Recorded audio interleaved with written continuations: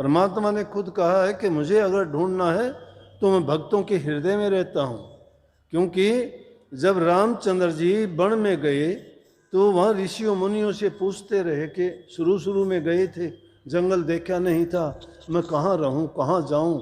जब वाल्मीकि जी के आश्रम में जाते हैं और जाके कहते हैं प्रभुवर गुरु जी मुझे रहने के लिए जगह बताओ, कहाँ रहूँ।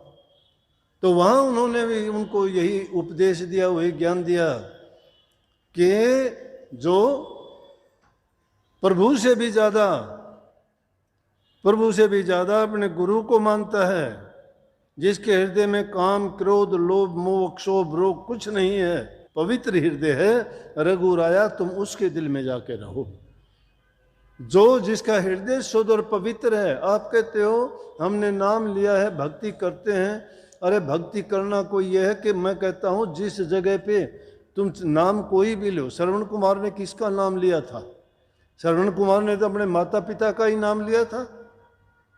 अब नाम आलोचना करते रहते हैं, कोई कुछ कहता है, कोई कुछ कहता है, कोई कहता है राम की भक्ति करो, कोई कहता है कृष्ण जी की भक्ति करो, कोई कहता है सिख धर्म को अपनाओ, कोई कहता है राधा स्वामी सबसे ऊंचा है, कोई कहता है कबीर पंथ ऊंचा है। अरे ऊंचे तो सभी के सभी हैं, जिनमें प्रभु का नाम है वो सब ऊंचे हैं, कोई भी नीचा नहीं है। नीचा वो है जो नीच कर्म करता है।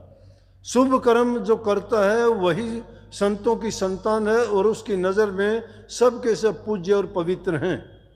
लेकिन जब तक हृदय पवित्र नहीं है तब तक वो चाहे किसी भी नाम को जपो, किसी भी धर्म और पंथ से जुड़ो, कोई फायदा नहीं। अपनी ही रामायण को अगर खोज के देखोगे उससे बड़ा कोई ग्रंथ ही नहीं है। उस दूसरा ग्रंथ पढ़ने की जरूरत नहीं, कोई ज्ञान प्राप्त करने की जरूरत नहीं, रोजाना सत्संगों में, मंदिरों में, कथाओं में, कीर्तनों में जाने की जरूरत नहीं है।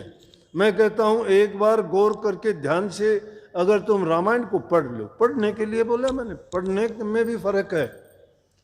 जैसे सत्संग के बारे में बताता हूँ, सत्संग देखने के लिए ना आया करो, सत्संग सुनने के लिए ना आया करो, सत्संग करने के लिए आया करो। सत्संग को देखना है, देख लिया हमने, बहुत बड़ा आश्रम है, बहुत लोग आए हैं, ये देखना है, ये देख लिया आपने, इससे कोई मतलब नहीं। आए होंगे पहले लोग भी, आके देख के गए होंगे, बहुत लोग हैं, भंडारे चल रहे हैं, बहुत आ रहे हैं, बड़ी खुशी है, ये देख लिया। सुनने के लिए भी आए हो, सभी सुन रहे हो, आप रोजाना सुनते हो, आज नई बात नहीं है। लेकिन सुन के क्या करते हो? गुणते हो क्या? स्वामी जी महाराज ने कही कि दरस करो, बचन पुनि सुनो, सुन सुन के गुणो, गुण गुण के काट ले सार, काट सार तिस करो आहार, कर आहार पुष्ट होया भाई, जग भय भव सब गई नसाई। उसका सार निकाल के और फिर उस सार को ग्रहण करो। अब सुनते हो, सुन के चले गए, यहां से निकलोगे बाहर भूल जाओगे क्या कहा था, क्यों कहा था, क्या करना है, कभी विचार करते हो इसके लिए? इसलिए मैं कहता सत्संग करने के लिए आओ। सत्संग जो करने के लिए आता है वो झोली भर के लेके जाता है, और जो सत्संग देखने के लिए आता है और सुनने के लिए आता है वो खाली झोली जाता है, उसके पल्ले कुछ भी नहीं होता। इसलिए मैंने कहा था कि उन बातों को तुम ग्रहण करो।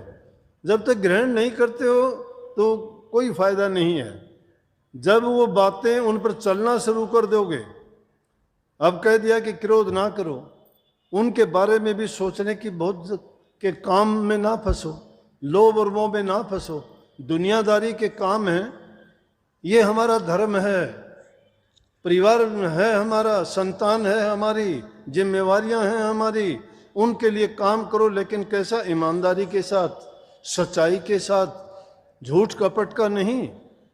अब कोई आके कह देता है, एक बहन थी कहने लगी कि आप तो कहते हो कि तुम बच्चों को अच्छे संस्कार दो, मैंने बहुत अच्छा अब बच्चों को सिखाया बताया, लेकिन क्या करूं, बच्चा मानता ही नहीं है, आप इसका समाधान करो।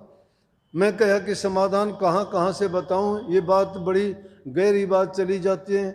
जब मकान की नींव रखते हो, उस नींव को रखने से पहले आप सोचते हो इसमें अच्छी, इसकी नींव पक्की करूं, अगर नींव कच्ची रह जाएगी तो भवन गिर जाएगा। क्या तुम बच्चों को, संतान को पैदा करने से पहले देखते हो आपके विचार कैसे हैं, आपके ख्याल कैसे हैं, आपने खाया क्या था, आप किस माहौल में रहते हो? और जब वो बना के जब तैयार कर दिया फिर उससे आप आशा करोगे कि ये सारा सब कुछ है? अगर उसमें तुमने नकली माल सब कुछ लगा दिया होगा तो वो असली कैसे रहेगा? टूट जाएगा, वो उसमें नकली है। अब संतान संतान की दृष्टि से हमारे ऋषि पैदा करते थे, ऋषियों की संतान ऋषि होते थे, ऋषियों की स्त्री ऋषियाणी होती थी, उनके हर कर्म में शुद्धता, पवित्रता, सच्चाई थी। वो भक्ति के मार्ग पर चलने वाले तो वो थे, ना वो खाने पीने के लालची थे, ना दुनियादारी की चीज़ों के वो पीछे भागते थे, ना उनको धन दौलत महल मकान की आवश्यकता थी। ये अब इस युग में तो संतों ने थोड़ा सीधा रास्ता इसलिए जीव के लिए सुलभ कर दिया कि चलो घर गृहस्थी में रहते हुए और इनको इतना भी अगर समझा दिया जाए कि अपनी जिम्मेवारियों से ना भागें, जिम्मेवारियों को पूरी करें, लेकिन उनको पूरी करने में ये नहीं है कि तुम अनाप शनाप गलत तरीके अपनाओ।